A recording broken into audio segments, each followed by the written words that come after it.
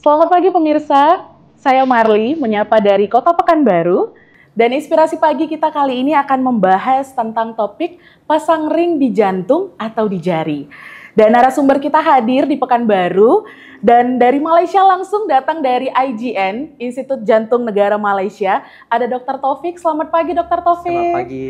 Ada juga Kak Jane dari Departemen Marketing IJN. Selamat pagi Kak Jane. Selamat pagi semua. Nah, pemirsa, pasang ring di jantung atau di jari bisa menjadi pilihan. Boleh dijelaskan mungkin oleh Dr. Taufik sendiri, pasang ring itu baiknya di jantung atau di jari dan seperti apa dia? Pasang ring di jari bermakna mau kahwin. Itu pun bagus. Pasang ring di jantung bermaksud ada masalah jantung di mana kita memperbaiki jantung supaya fungsi jantung tidak terganggu.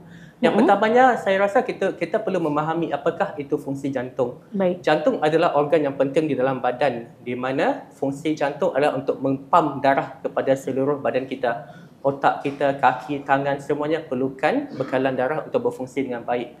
Serangan jantung bermakna jantung tidak boleh berfungsi dengan baik kerana ada sumbatan di jantung. Dan prosedur memasang ring ataupun stand di jantung bermaksud ada sumbatan di saluran darah jantung di mana itu perlu dibaiki. Nah, bagaimana bisa terjadi kesumbatan di jantung dan bagaimana apapun faktor penyebab dari kesumbatan itu sendiri, dokter? Sumbatan di jantung biasanya disebabkan lapisan lemak ataupun kita panggil cholesterol layer, di mana lemak itu perlahan berkumpul di saluran darah sehingga menyebabkan sumbatan. Medical term ada orang panggil plaque. Kenapa plaque ataupun lapisan lemak ni boleh berkumpul di saluran darah disebabkan 4 faktor utama, di mana satu merokok, kencing manis ataupun diabetes, penyakit darah tinggi dan juga tinggi kolesterol yang tinggi. 4 punca utama ini kenapa boleh berlakukan lapisan lemak, plaque dan menyebabkan sumbatan di saluran darah jantung. Nah, kalau misalnya kita pasang ring di jantung, apakah ada komplikasi atau resiko setelah pemasangan ring di jantung, dokter? Majoriti pesakit pasien yang perlukan ring di jantung tidak ada masalah. Maksudnya risiko rendah dan komplikasi pun rendah. Risiko yang major contohnya serangan jantung pun boleh terjadi, stroke. Tapi ini lebih kepada orang yang berumur, orang yang jantung lemah. Sebab itulah seeloknya sebelum dapat serangan jantung ataupun heart attack, kita cek jantung awal-awal, kita mengenal pasti sumbatan ada atau tidak dan kita rawat sebelum terjadi serangan jantung. Risiko ada betul tapi rendah. Oke, baik. Pemulihannya berapa lama, dokter? Okey, katakan jika kita membuat prosedur angiogram, kita mau tengok saluran darah jantung sempit atau tidak, dan angioplasty, kita meletak ring di jantung. Prosedur tempoh masa untuk meletak ring lebih kurang dalam 1 jam hingga 2 jam. Selepas prosedur itu, setengah pesakit boleh berjalan, boleh balik kalau ikutkan. Tetapi setengah tempat kami memilih untuk observe, monitor 1 hari supaya pastikan semua okey. Lepas itu boleh berjalan berfungsi macam biasa. Sebenarnya pemasangannya cukup mudah ya, tidak mudah, tidak terlalu sulit juga, dan pemulihannya 1 hari kira-kira observasi, kemudian kita sudah bisa kembali beraktivitas seperti biasa. Dan yang mau saya tanyakan, dokter, berapa lama ring jantung ini bisa bertahan, dokter? Berapa lama boleh bertahan bergantung kepada beberapa faktor. Ada terutamanya pesakit punya faktor. Contohnya jika pesakit itu menjaga gula, kolesterol, tekanan darah dengan baik dan tidak merokok, mungkin boleh bertahan lama 10 tahun bahkan 20 tahun pun boleh bertahan. Akan tetapi jikalau sudah pasang ring di jantung, gula tidak terkawal, masih merokok, kemungkinan besar selepas beberapa tahun mungkin setahun 2 tahun boleh blok balik. Jadi itu nak kata bergantung dengan individu pesakit juga. Berarti kita harus tetap jaga kesehatan ya, dokter. Betul. Ya. Bukan berarti sudah pasang ring di jantung terus boleh minum alkohol, boleh tidurnya bergadang, merokok ya dokter ya. Betul. Karena itu bisa kembali berulang berarti. Betul. Bukan berarti kita sudah pasang ring jantung kemudian tahan sampai seumur hidup, itu tidak. Betul. Ya dokter ya. Bergantung dengan individu. Ada setengah individu menjaga penjagaan pemakanan, gula, kolesterol, tidak merokok dengan baik, sepanjang hidup pun mungkin tidak ada masalah. Oke.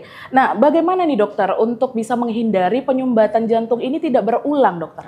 Macam yang saya terangkan tadi, 4 faktor utama kenapa sumbatan jantung boleh berlaku: merokok, gula tinggi, kolesterol tinggi, tekanan darah tinggi. Jikalau jaga empat-empat ini, kita boleh mengelakkan risiko mendapat sumbatan di jantung. Oke, berarti kita juga harus jaga kesehatan, pola hidup diperbaiki ya dokter. Betul. Ya. Oke, nah untuk medical check up sendiri dok, setelah pemasangan ring jantung, itu seberapa penting sih harus kita lakukan dan durasinya berapa tahun sekali dokter sebaiknya? Sekiranya sudah ada ring di jantung, kita akan melakukan check up. Biasanya setengah, mungkin 3 bulan yang pertama, sebulan atau 3 bulan, kita pastikan bacaan darah okey, gula okey. Kemudian kalau katakan stabil, mungkin boleh jumpa 6 bulan sekali. Oke, ada hal-hal yang harus dihindari dokter setelah kita pemasangan ring jantung? Mungkin ada yang tidak boleh dilakukan, ada yang boleh dilakukan?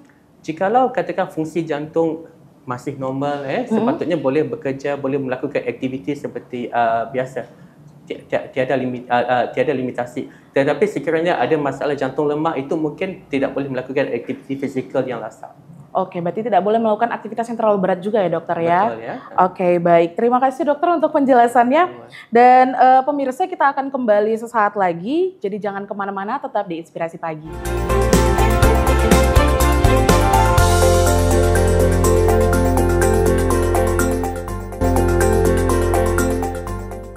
Selamat pagi pemirsa, kita kembali di Inspirasi Pagi. Dan tadi kita sudah ngobrol banyak dengan Dr. Taufik mengenai topik kita di pagi hari ini, pemasangan ring di jantung atau di jari. Kali ini saya mau ngobrol dengan Kak Jane, perwakilan dari IJN atau Institut Jantung Negara Malaysia. Boleh dijelaskan Kak Jane, apa sih sebenarnya IJN itu? Masyarakat yang nonton juga pengen tahu nih. Okay, actually IJN kan dia Institut Jantung Negara yang terletak di Malaysia. Rumah sakit ini sebenarnya khusus ya untuk penyakit jantung, untuk orang dewasa dan anak kecil ya. Dan kami merawat ya penyakit yang dari simple dan ke kompleks ya, tuan.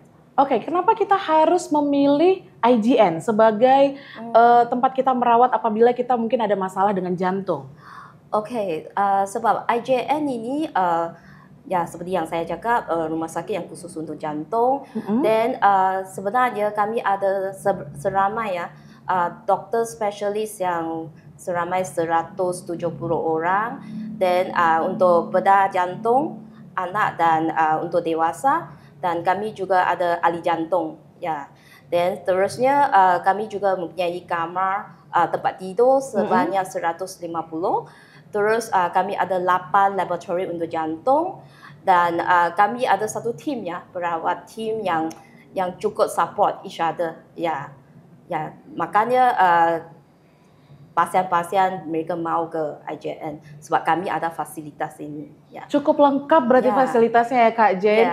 Dokter ada, kemudian fasilitas penunjang juga ada. Dan yang pasti Malaysia ini juga menjadi salah satu negara yang paling banyak dituju masyarakat Indonesia. Iya, bisa dibilang ya seperti itu ya Kak Jane. Nah, saya mau nanya, saat ini ramaikah pesakit dari Indonesia Kak Jane? Ya, sebenarnya ramai. Kami menerima pasien ya dari seluruh Indonesia. Sebelum pandemik kan, sebelum COVID, sebenarnya kami sudah terima lebih dari 3,000 pasien ya ke IJN.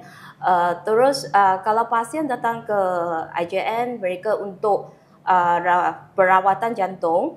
Terus ada yang datang IJN kan, mereka untuk health screening untuk jantung. Ya, kan sekarang semua suka medical tourism, as in kalau semua orang pasien datang, mereka bukan sahaja untuk health screening, tapi mereka juga jalan-jalan ya di Malaysia. Sebab kan IJN di kota Kuala Lumpur, dan kuliner dia pun enak-enak juga ya. Berarti kita bisa nganter keluarga kita berobat, bisa sekalian jalan-jalan juga ya Kak Jane ya. Dan yang pasti IJN sendiri menjadi salah satu rumah sakit terbaik untuk jantung saat ini di Malaysia. Dan banyak faktor-faktor penunjang yang sehingga kita harus banget memilih IJN ya. Untuk sebagai tujuan kita memeriksakan jantung kalau misalnya kita datang ke Malaysia nih pemirsa. Nah kita nanti akan lanjut lagi ngobrol dengan Kak Jane dan juga Dr. Taufik. Tapi jangan kemana-mana, tetap di Inspirasi Pagi.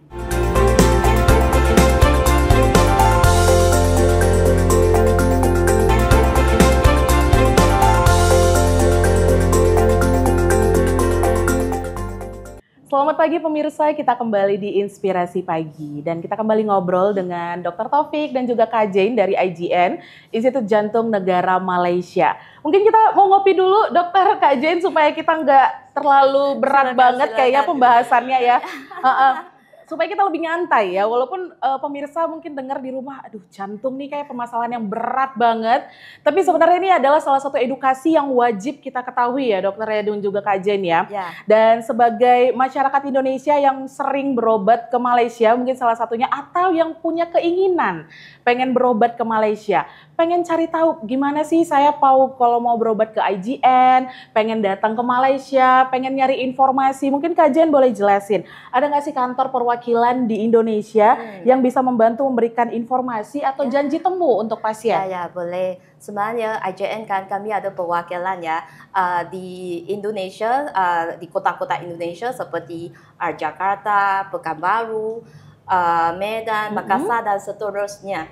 So di sini agen kami ya lengkap dengan ada knowledge ya untuk jantung. So waktu kalau pasien kan mereka datang nak ke IJN, perwakilan kami akan bantu booking, buat appointment, dan mereka juga bantu untuk booking tiket pesawat, hotel di Malaysia supaya kalau pelayanan untuk pasien itu bagus ya.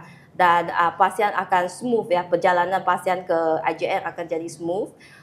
Kalau ingin tahu mengenai IJN, boleh langsung ya pergi ke website IJN atau hubungi agen kami yang ada di sini, yaitu Ibu Agnes.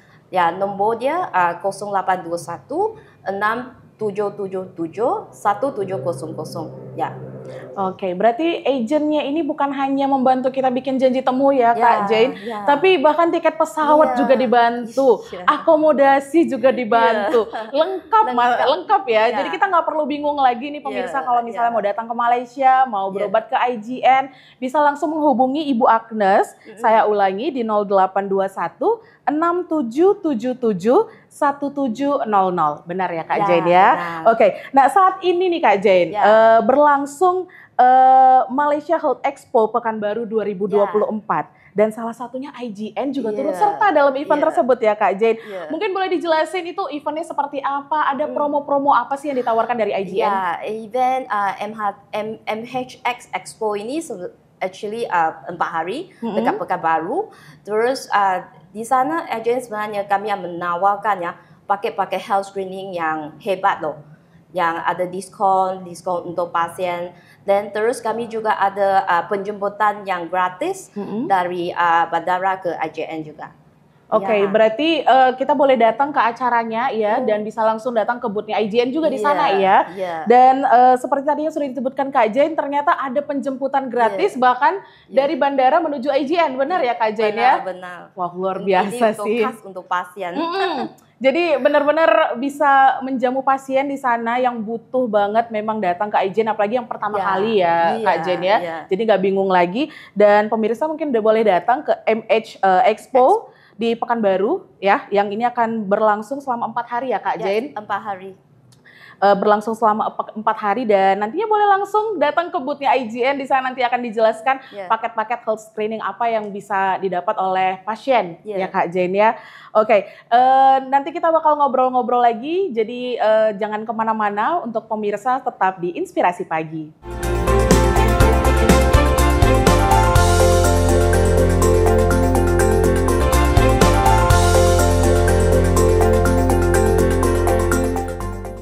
Selamat pagi pemirsa, kita kembali lagi di Inspirasi Pagi. Dan saya akan ngobrol kembali dengan Dr. Taufik dari IJN, Institut Jantung Negara Malaysia.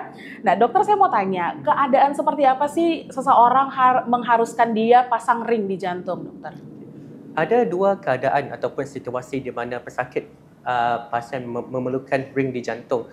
Yang pertama, apabila membuat medical check-up, contohnya membuat treadmill test, berlari ataupun buat CT scan jantung dan kita melihat, kita detect ada sumbatan di jantung. Jadi itu perlukan prosedur memasang ring di jantung ataupun angioplasti. Kedua adalah keadaan di mana apabila pesakit itu sudah terkena serangan jantung, heart attack, di mana kita melakukan angioplasti untuk memasang ring di jantung. antara dua keadaan ini adalah lebih baik jikalau kita cek dahulu, buat medical check up, kita cek, kita detect ada problem dan kita pasang ring di jantung. Kerana risiko lagi rendah berbanding orang yang sudah terkena serangan jantung dan mau melakukan angioplasti. Ada umur minimal dokter untuk pemasangan ring, misalnya untuk anak-anak umur berapa baru boleh pemasangan ring atau bagaimana dokter? Kami tiada limitasi umur, berapa muda ataupun berapa tua mau pasang ring. Pesakit yang pernah saya jumpa paling muda bagi saya pernah jumpa 18 tahun, lelaki, merokok, berat badan berlebihan, terkena serangan jantung. Paling tua 90 tahun pun kami buat juga untuk pasang ring di jantung. 90 tahun ada dokter? Ada juga. Tapi apabila umur sudah meningkat, risiko pun makin jadi lebih tinggi. Bagi kami tiada limitasi umur, bergantung dengan keadaan pesakit itu. Baik, selain pemasangan ring, walaupun kita hari ini bahasnya tentang pemasangan ring ya dokter ya, tapi selain pemasangan ring, sebenarnya rawatan apa lagi untuk penyakit jantung selain pemasangan ring untuk pilihannya dokter? Yang pertama, kita kena tahu jantung kita adalah satu organ yang penting dan jantung kita pula ada banyak bahagian. Serangan jantung biasanya kita refer kepada penyakit sumbatan di jantung, di mana kaedah angioplasti ada banyak, ada pasang ring, ada pasang belun, tapi belun itu kita tak biarkan di dalam jantung, kita akan keluarkan. Belun tu bagi ubat dan kita keluarkan balik. Ada banyak kaedah yang lain. Penyakit jantung yang lain, contohnya injap. Dalam jantung kita ada injap untuk kawal pergerakan flow darah. So apabila injap tu ada bocor ataupun ada sempit, itu perlukan gantian injap yang baru. Di mana selain daripada pembedahan buka bedah jantung, kita boleh lakukan gantian injap yang baru tanpa pembedahan buka dada. So penyakit jantung tu ada banyak bergantung dengan apa presentasi pesakit itu. Oke, banyak memang ya dokter dan banyak juga yang pemirsa juga masih awam, seperti saya juga masih awam. Ternyata ada hal-hal yang belum saya ketahui banyak tentang penyakit jantung ya, terutama tentang pemasangan ring ini yang mungkin banyak orang yang dengar, wah pasang ring, tapi tidak tahu resikonya seperti apa dan prosesnya seperti apa ya dokter ya. Selain daripada itu yang saya mau tambah lagi juga, ada setengah pesakit, contohnya pesakit yang electrical jantung, nadi jantung tak normal.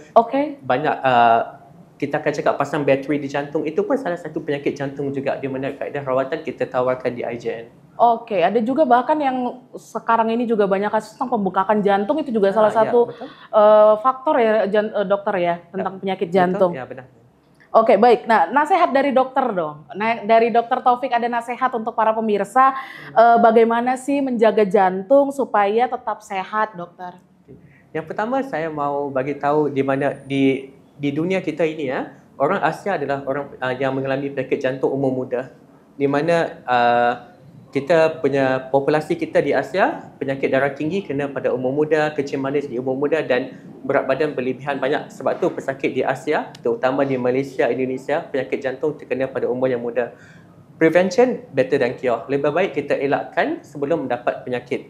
Banyakkan berolahraga, senaman, jaga pemakanan, pastikan gula, tekanan darah, kolesterol di kawalan yang baik. Jadi saya cadangkan, saya sarankan apabila umur sudah lebih 30 tahun, lakukan medical check up.